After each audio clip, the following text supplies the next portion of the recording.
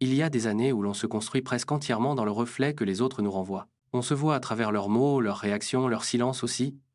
On apprend à se définir par ce qui plaît, ce qui est validé, ce qui rassure. Et sans même s'en rendre compte, on finit par porter un costume cousu avec les attentes des autres plutôt qu'avec nos vérités profondes. Puis, un jour, il y a une cassure, pas toujours spectaculaire, parfois juste une fatigue silencieuse qui s'installe. On se surprend à ne plus avoir envie de répondre, de plaire, de prouver.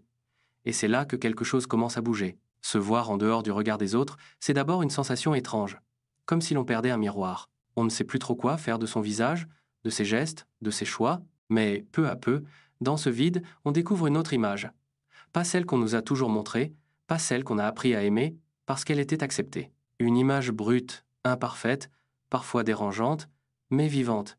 C'est là que la reconnexion commence. Quand on réalise qu'on peut exister sans l'applaudissement extérieur, qu'on peut être heureux sans qu'on nous dise qu'on a raison de l'être, qu'on peut être triste sans chercher à rendre cette tristesse compréhensible aux autres. Il y a un vertige dans cette liberté.